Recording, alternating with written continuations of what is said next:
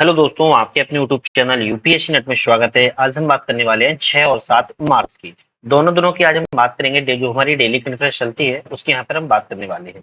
Daily conference के माध्यम से आप लोग अपनी एग्जाम की तैयारी के लिए UPSC, state PCS exam, SSC CGL exam या फिर बैंक या रेलवे एग्जाम, किसी की भी अगर आप तैयारी कर रहे हो, ये एग्जाम के पर्पज से डेली कॉन्फ्रेंस आपके लिए बहुत ज्यादा महत्वपूर्ण होने वाली है। इस एग्जाम की वीडियो की अगर आप लोग पीडीएफ डाउनलोड करना है तो कहाँ से करेंगे? पीडीएफ डाउनलोड करने के लिए आप हमारे नट लर्निंग ऐप, डिस्क्रिप्शन में इसकी लिंक है, आप लिंक पर जाके भी इसको डाउनलोड कर सकते हैं। डाउनलोड करने के साथ ही आप लोगों को वहां पर आप बहुत सारे ऑप्शन मिल जाएंगे। ऑप्शन आप लोगों को घबराना नहीं है। Daily current affairs, weekly current affairs, monthly current affairs, topic wise current affairs की आप लोग पीडीएफ और वीडियो सारी देखने को मिल जाएगी। सबसे बड़ी बात, इस ऐप की जो खास बात है वो आप लोग जान लो। यहाँ पर आप लोगों को टेस्ट सीरीज लगाने को मिलेगी, वो भी फ्री में। तो टेस्ट सीरीज जो लगाने को मिलेगी वो हिंदी और इंग्लिश दोनों माध्यमों में मिलने वाली है, एक साथ परचेस करने पे या एक साथ फ्री में। याद रखिएगा। साथ में आप लोगों को वो टेस्ट लगाने के लिए एक दो नहीं 237 टेस्ट, 250-300 टेस्टों के साथ टेस्ट सीरीज मिलती है। एक बार डाउनलोड करके जरूर देख लीजिएगा। आज के हमारे अपने करंट अफेयर्स की तरफ चलते हैं। आज की जो हमारी पहली करंट अफेयर्स है उसकी बात कर लेते हैं। आज की जो हमारी पहली करंट अफेयर्स होने वाली है उसकी बात करें हम तो केई पनियोर अरुणाचल प्रदेश का 26वां जिला बन गया है। कौन सा है? कई पनियोर है और अरुणाचल प्रदेश। अरुणाचल प्रदेश की अगर बात करें तो नॉर्थ ईस्ट में है। हालांकि हम करंट अफेयर्स के माध्यम से थोड़ी सी बात अरुणाचल की भी कर लेंगे, आपको टेंशन नहीं लेना है। लेकिन अभी हम बात करते हैं कई पनियोर के बारे में। तो कई पनियोर का आप इसको जिले को देख सकते हो, वहां पर कितनी ठंडी पड़ रही है। हालांकि अगर ये अरुणाचल प्रदेश का 26वां जिला है तो इससे पहले कितने जिले थे अरुणाचल प्रदेश में? तो 25 डिस्ट्रिक्ट थे यार। कितना? 25 जिले थे। तो अभी एक और बन चुका है तो 26 हो चुके हैं। कहां पर है इसकी बात करें तो निचले सुबनसिरी क्षेत्र से अलग करके कई पनियोर अरुणाचल प्रदेश का 26वां जिला बना है। एग्जाम में पूछा जा सकता है कई पनियोर को किस जिले से किस क्षेत्र से अलग करके बनाया गया है? तो निचले सुबनसिरी क्षेत्र से इसको अलग करके बनाया गया है। क्या रखिएगा। इस जिले का मुख्यालय क्या होगा? तो टेर कोपिन सेम स्टार्थ, यहाँ पर इसका मुख्यालय होगा। तो इसका हेडक्वार्टर टेर कोपिन सेम स्टार्थ इसका मुख्यालय होगा। और जिले की बात की जाए तो कई पनियोर ये जिला बना हुआ है। अगर हम बात करें इसका गठन क्यों किया गया, तो विकास और प्रगति के एक नए युग की शुरुआत के लिए इस जिले का गठन किया गया है। जिला नीसी समुदाय जिला नीसी समुदाय के लोगों की मांग पर बनाया गया। वहां के लोगों की मांग थी कि इस जिले को बनाया जाए, और किस जिले की मांग के लिए समुदाय था? नीसी समुदाय की मांग थी। हम बात कर लेते हैं अब थोड़ी सी अरुणाचल प्रदेश के बारे में। तो अरुणाचल प्रदेश पूर्वोत्तर भारत का एक राज्य है जिसका गठन नॉर्थ ईस्ट फ्रंटियर एजेंसी के माध्यम से क्षेत्र में हुआ था। 20 फरवरी 1987 को इसे राज्य घोषित कर दिया गया था। इससे पहले यह नॉर्थ ईस्ट फ्रंटियर एजेंसी के रूप में जाना जाता था। तो 20 फरवरी 1987 को इसे एक राज्य घोषित कर दिया गया था। ईटानगर इसकी राजधानी है और सबसे बड़ा शहर ही ईटानगर ही है। तो अरुणाचल प्रदेश की अगर राजधानी की बात की जाए, कौन सी? अरुणाचल प्रदेश की अगर राजधानी की बात की जाए तो ईटानगर है, और सबसे बड़ा शहर भी है। 2011 की गणना के अनुसार अरुणाचल प्रदेश की अगर जनसंख्या की हम बात करें तो 13,83,727 है। कितनी है? 13,83,727 यहाँ की जनसंख्या है। क्षेत्रफल की बात किया है तो 83,743 वर्ग किलोमीटर में इसका क्षेत्रफल है। तो अरुणाचल प्रदेश की स्थिति की मैंने आपको डिटेल से बात बता दी है। तो अब आप एग्जाम में अगर कुछ भी आता है इस करंट अफेयर से तो आप आराम से बता सकते हैं। नेक्स्ट करंट अफेयर की तरफ पढ़ते हैं। उससे पहले अगर आपको चैनल पे नए हो, सब्सक्राइब नहीं किया, सब्सक्राइब कर लीजिए, वीडियो पसंद आए लाइक कीजिए, बेल आइकन में प्रेस कर लीजिए जिससे कि आने वाली वीडियो का नोटिफिकेशन मिलता रहे। सोशल साइट की डिस्क्रिप्शन में लिंक है, ज्वाइन कर लीजिए, क्योंकि एग्जाम का कोई भी नोटिस आता है तो आप लोगों को सबसे पहले सोशल साइट के माध्यम से ही जानकारी मिल जाती है, क्योंकि वीडियो हर चीज की बनाना पॉसिबल नहीं हो पाता है, इसीलिए सोशल साइट जरूरी हो जाता है। नेक्स्ट करंट अफेयर्स की हम तरफ चलते हैं, और डिस्क्रिप्शन में ऐप की भी लिंक है। किसकी? ऐप की। नट लर्निंग ऐप नाम से एंड्रॉइड ऐप है, उसको भी आप डाउनलोड कर लीजिएगा। आज की हमारी दूसरी करंट अफेयर्स है, चेन्नई में भौगोलिक संकेतक, बात कर रहा है जीआई की, ज्योग्राफिकल इंडिकेशन टैग की बात कर रहा है यहाँ पर। तो चेन्नई में भौगोलिक संकेत रजिस्ट्री ने कटक रूपा ताराकासी, मतलब कि सिल्वर फिलरी को भौगोलिक संकेत जीआई टैग दिया हुआ है। तो चेन्नई में है भौगोलिक संकेत रजिस्ट्री, जिसने कटक के रूपा ताराकाशी को जीआई टैग दिया है। आप इसकी फोटो देख सकते हो जिसको जीआई टैग दिया गया है। इसके लिए उड़ीसा राज्य सहकारी हस्तशिल्प निगम लिमिटेड ने आवेदन जमा किया था, उसके बाद ही इसको मिला हुआ है। परंपरागत रूप से जटिल डिजाइन और उत्तम शिल्प कौशल को शास्त्रीय शैली में बने गहनों को फिलाग्री से जोड़ा जाता है। पुरातत्व संबंधी निष्कर्षों से अगर निकल देखा जाए तो मेसोपोटामिया, याद रखिएगा, मेसोपोटामिया में 3500 ईसा पूर्व के आसपास आभूषणों में पहली बार फिलगारी को, याद रखिएगा, फिलगारी का उपयोग किया जाता था, जहां आज भी तेलकारी कला में इसका उपयोग किया जा रहा है। तो मेसोपोटामिया की जो सभ्यता थी 4500 ईसा पूर्व पहले, तो आभूषणों में किया जाता था, और आज भी तेलकारी कला में इसका उपयोग किया जा रहा है। आप सोच सकते हो इसका इसीलिए महत्व बढ़ जाता है, जीआई टैग प्रदान किया गया है। इतिहासकारों का अनुमान है कि ताराकाशी कला लगभग 500 साल पहले फारस से इंडोनेशिया होते हुए समुद्री व्यापार के माध्यम से कटक में आई थी। कटक बोले तो भारत में आई थी, और भारत में उड़ीसा राज्य के कटक में आई थी, याद रखिएगा। तो इसका विस्तार कहां से हुआ? भारत से आई इंडोनेशिया, इंडोनेशिया समुद्री व्यापार के माध्यम से ये कटक आई थी। इंडोनेशिया और कटक दोनों में समान शिल्प कौशल पाया जाता है। ये दोनों जगह ऐसी है जहां पर समान शिल्प कौशल पाया जाता है, इसलिए ये इंपोर्टेंट हो जाता है ताराकाशी कला। के बारे में थोड़ा और जान लेते हैं। इसके बारे में और जान लेते हैं। बांग्लार मलमल, नरसापुर क्रोशिया लेस उत्पाद, कच्छ रोगन शिल्प को भी जीआई टैग दिया गया है। तो यहाँ पर बांग्लार मलमल को, नरसापुर क्रोशिया लेस उत्पाद को और कच्छ रोगन को भी शिल्प के उत्पाद में जीआई टैग दिया गया है। बंगाल के सबसे प्रसिद्ध पारंपरिक हथकरघा शिल्पों में एक बांग्लार है। तो याद रखिएगा, बांग्लार का संबंध आए तो वेस्ट बंगाल से इसका संबंध है। एक तरीका का एक मलवल है, मलवल को बनाने के लिए कपास का उपयोग किया जाता है। क्रोशिया, जो कि आंध्र प्रदेश के पश्चिम गोदावरी क्षेत्र में है, जहां पर नरसापुर की एक विशेषता है, याद रखिएगा। तो और कच्छ का संबंध तो गुजरात से है, इसमें तो आप लोगों को बताना नहीं है, वो आपको पता ही है। तो ये चीज डिटेल से मैंने आपको बता दिया है जो जीआई टैग मिला हुआ है। बाकी और भी जीआई टैग मिलेंगे, इसके बारे में बात की है। नेक्स्ट क्वेश्चन जब बढ़ते हैं, टाइगर वुड्स ने बॉब जोन्स पुरस्कार जीता है। कौन सा पुरस्कार जीता है? बॉब जोन्स पुरस्कार जीता हुआ है टाइगर वुड्स ने। हम बात करते हैं कैसा पुरस्कार है। तो पीजीए टूर पर अपने कैरियर की 82 जीतों में से 15 बड़ी जीत हासिल की है इन्होंने। बॉब जोन्स पुरस्कार संयुक्त राज्य अमेरिका गोल्फ एसोसिएशन का सर्वोच्च सम्मान है। तो कहाँ का है? यूएसए का है, याद रखिएगा, यूनाइटेड स्टेट अमेरिका का है। और ये गोल्फ एसोसिएशन का है। किसका है? गोल्फ एसोसिएशन का सर्वोच्च सम्मान से पुरस्कार है, और टाइगर वुड्स ने जीता हुआ है। 2022 में उन्हें world golf hall of fame में शामिल किया गया था। 2019 में उन्हें डोनाल्ड ट्रंप से प्रेसिडेंशियल मेडल ऑफ फ्रीडम मिला था, और 9 बार यूएसजीए चैंपियन भी रह चुके हैं। उन्हें 12 जून को नॉर्थ कैरोलिना में यूएस ओपन के दौरान सम्मानित किया गया था।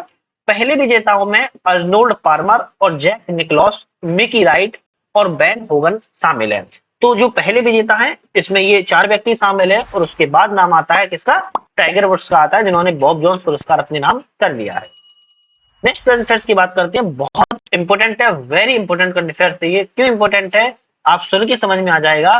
कोलकाता में भारत की पहली अंडर वाटर, मतलब कि पानी के अंदर, याद रखिए, पानी के अंदर मेट्रो सेवा का उद्घाटन किया है भारत के प्रधानमंत्री नरेंद्र मोदी जी ने।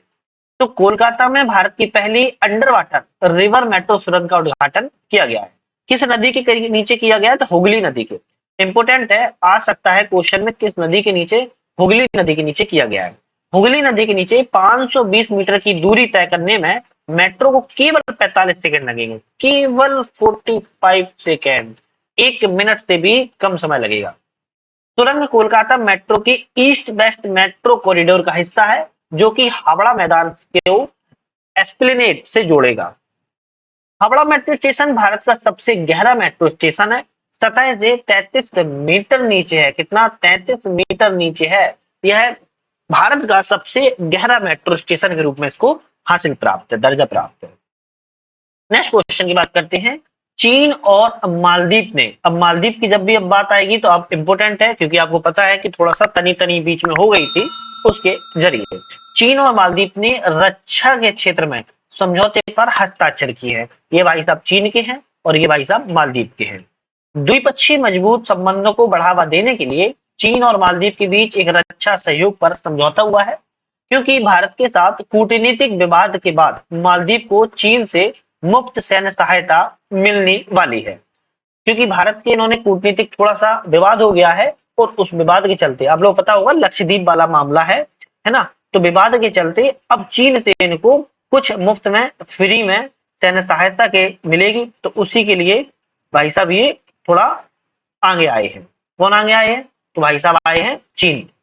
यहाँ पे और बात करते हैं, इस घटना के में मालदीव के राष्ट्रपति मोहम्मद मुइज्जू के द्वारा भारतीय सैन्य कर्मियों के पहले समूह को वापस बुलाने की समय सीमा तय करने के बाद हुआ था। क्या रखिएगा।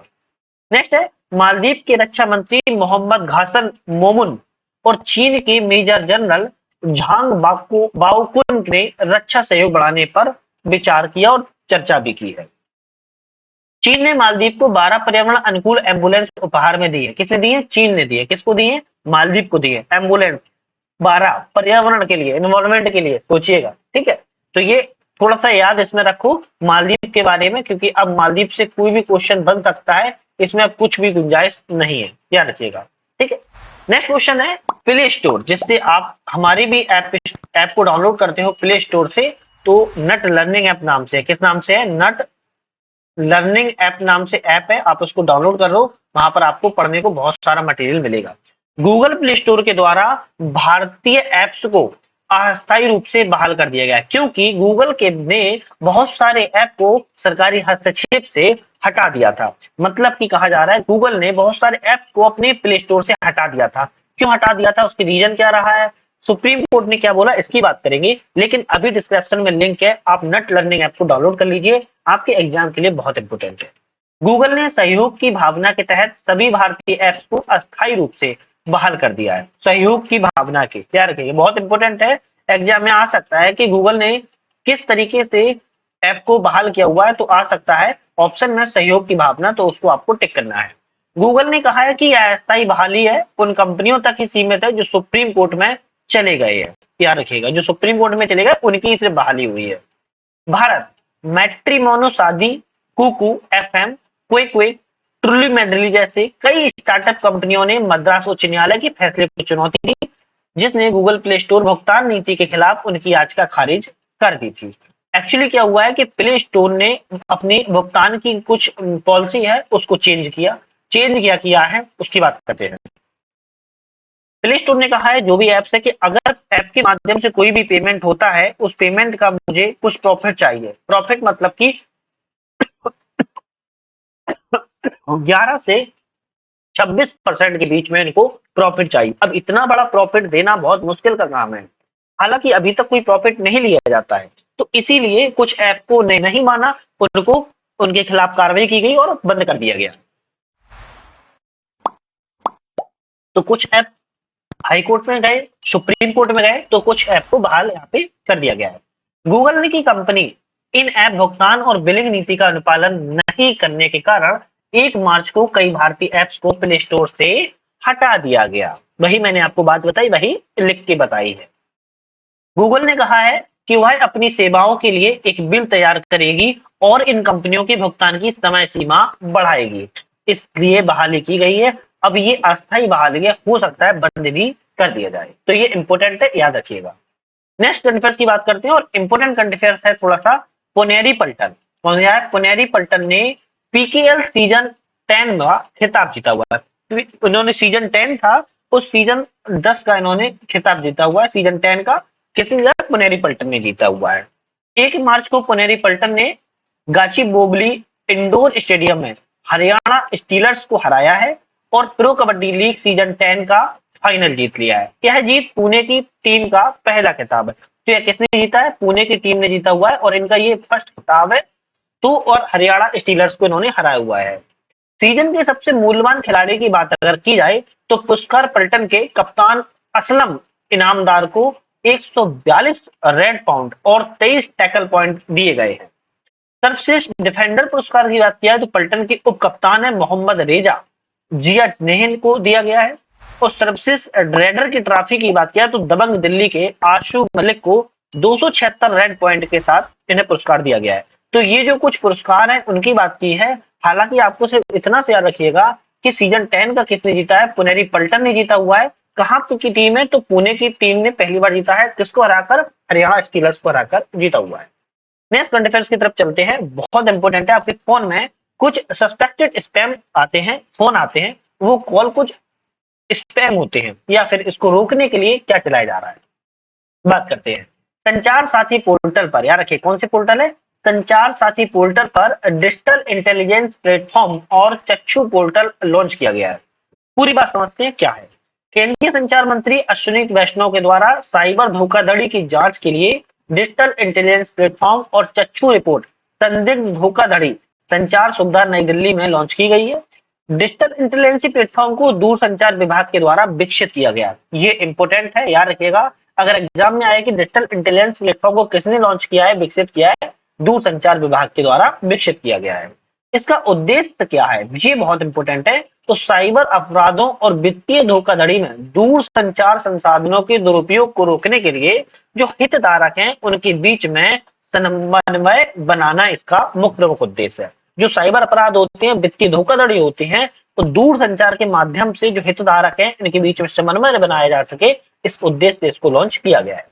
कोई भी व्यक्ति चक्षु पोर्टल पर धोखाधड़ी कॉल, एसएमएस, व्हाट्सएप पर प्राप्त संदिग्ध संदेशों की रिपोर्ट अब कर सकता है। आपके फोन में अगर कॉल आती है, अगर आपके पास कोई एसएमएस आता है, या कोई आपके पास व्हाट्सएप पे भी एसएमएस आता है, तो आप सभी की रिपोर्ट, या कह सकते हो कि मैसेज, इसको बता सकते हो चक्षु पोर्टल को कि भाई मेरे पास ये आ रहा है, अब इसके खिलाफ कार्रवाई की जाए और अब आगे से मेरे पास ये ना आए। इसीलिए इसको चक्षु पोर्टल को लॉन्च किया गया। यह धोखाधड़ी सरकारी अधिकारी बनकर केवाईसी प्राप्त, याद रखिएगा बहुत सारे पास कॉल आती होंगी, कहते हैं हम इस बैंक से बोल रहे हैं, केवाईसी करा लो, ये करा लो, वो करा लो, केवाईसी समाप्त हो गई है, बैंक खाते को अपडेट करना है, मोबाइल नंबर बंद करने के नाम पर किसी भी तरीके से आपके साथ धोखाधड़ी की जाती है, जैसे कि केवाईसी समाप्ति, बैंक खाते के अपडेट करना, मोबाइल नंबर बंद करने के नाम पर की जाने वाली धोखाधड़ी को विस्तृत अमल किया गया है। और चक्षु पोर्टल पर आप लोग रिपोर्ट कराकर उस चीज को पता कर सकते हो और खिलाफ कार्रवाई करवा सकते हो। तो ये बहुत ज्यादा इंपोर्टेंट है। नेक्स्ट करंट अफेयर्स की बात करते हैं। कोर लोडिंग क्या है, कोर लोडिंग के बारे में हम यहाँ पर करंट अफेयर्स के बारे में बात करेंगे। कोर लोडिंग क्या है, जो शुरुआत की गई है, कलपक्कम परमाणु ऊर्जा संयंत्र में कोर लोडिंग शुरुआत की गई है। किसने की है, भारत के प्रधानमंत्री नरेंद्र मोदी जी ने तमिलनाडु के कलपक्कम में भारत के पहले स्वदेशी फास्ट ब्रीडर रिएक्टर 500 मेगावाट का है, कोर लोडिंग की शुरुआत की, अवलोकन किया हुआ है। तो भारत के प्रधानमंत्री जी के जब द्वारा किया गया तो इंपोर्टेंट हो जाता है। कहां पे किया गया है, याद रखिएगा तमिलनाडु में किया गया। कहां पे, तमिलनाडु में किया गया, कलपक्कम में। वो स्वदेशी रूप से है, विकसित है, सबसे बड़ी बात। इसके शुरू होने के बाद रूस के बाद भारत एकमात्र ऐसा देश होगा जिसके पास व्यावसायिक रूप से संचालित फास्ट ब्रीडर रिएक्टर है। आप याद रखिए, अगर अभी तक रसिया के पास रहा है तो अब किसका नाम आ जाएगा, भारत का नाम आ जाएगा, भारत का नाम जुड़ जाएगा कि रसिया के बाद अब भारत एक ऐसा देश होगा जिसके पास व्यावसायिक रूप से संचालित होने वाला फास्ट ब्रीडर रिएक्टर है। प्रोटोटाइप फास्ट रिएक्टर रिएक्टर एक उन्नत तीसरी पीढ़ी का रिएक्टर है, बहुत कम परमाणु कचरा पैदा करता है। मतलब कि कचरे का बात की जाए तो बहुत कम मात्रा में पैदा करता है, इसीलिए बहुत ही ज्यादा न्यू टेक्नोलॉजी, एडवांस टेक्नोलॉजी से विकसित किया गया है। कोर लोडिंग को पूरा होने के बाद क्रिटिकली के लिए पहला दृष्टिकोण हासिल किया गया और भारतीय परमाणु ऊर्जा कार्यक्रम विकास, ऊर्जा सुरक्षा और सतत विकास लक्ष्य को पूरा करेगा। ठीक है, तो रसिया के बाद भारत का दूसरा है, याद रखना है आप लोगों को। आज की हमारी अंतिम करंट अफेयर्स की बात करते हैं। गरीबी, भारत ने अत्यधिक गरीबी की दर अपनी आबादी के 3% से नीचे सफलतापूर्वक ला दिया। किसने कही है, वर्ल्ड पॉवर्टी क्लॉक के द्वारा। किसके द्वारा कही गई है, क्या रखेगा, वर्ल्ड पॉवर्टी क्लॉक के द्वारा ये रिपोर्ट बताई गई है कि जो भारत की अत्यधिक गरीबी रेट है उस आबादी के 3% से नीचे आ चुके हैं। हालांकि हकीकत सभी लोग जानते हैं। खैर, हम अपनी करंट अफेयर्स से बात करते हैं जिससे कि हमारे एग्जाम के लिए इंपोर्टेंट है। अत्यधिक गरीबी में रहने वाली आबादी का प्रतिशत 2022 में 3.3% से घटकर 2024 में 2.4 हो गया है। कहा जा रहा है 2022 में 3.3% था, लेकिन 2024 में 2.4% हो चुका है। 2022 में वो 4.69 करोड़ की तुलना में 2024 में 3.44 करोड़ लोग अत्यधिक गरीबी जनसंख्या में रहते हैं। सोचो आंकड़ा कितना ओवरलैप हो रहा है। ठीक है, वर्ल्ड पॉवर्टी क्लॉक दुनिया की लगभग सभी देशों के लिए वास्तविक समय में गरीबी का अनुमान करती है। अगर गरीबी के अनुमान की बात की जाए कि कौन सी रिपोर्ट करती है, तो अब याद रखना है आपको, वर्ल्ड पॉवर्टी क्लॉक दुनिया के सभी देशों की वास्तविक समय की अनुमान लगाती है। यह अत्यधिक गरीबी को समाप्त करने के संबंध में प्रगति को ट्रैक करता है और संयुक्त राष्ट्र का यूएन का पहला एसडीजी सस्टेनेबल डेवलपमेंट गोल है, याद रखिएगा। अत्यधिक गरीबी रेखा शब्द का प्रयोग पहली बार अत्यधिक गरीबी रेखा शब्द का प्रयोग अक्सर $2.15 प्रति दिन की जो गरीबी सीमा का वर्णन है उसके माध्यम से किया जाता है। मतलब कि 2.15 प्रति डॉलर जो भी कमाता है या जिसके नीचे कमाता है तो वह गरीबी की सीमा पर रिकॉर्ड किया जाएगा। तो ये इंपॉर्टेंट आज की करंट अफेयर्स थी जिसमें मैंने बात की है। उम्मीद है आप लोग पसंद आएगी। चैनल पे नए थे सब्सक्राइब किया होगा, वीडियो पसंद है लाइक किया होगा, शेयर किया होगा अपने फ्रेंड सर्कल में। साथ में आप लोगों ने हमारी सोशल साइट को ज्वाइन कर लिया होगा और नेट लर्निंग ऐप नाम से ऐप है उसको भी आप लोगों ने डाउनलोड कर लिया। नेक्स्ट वीडियो में फिर से मुलाकात करते हैं। आज के लिए थैंक यू।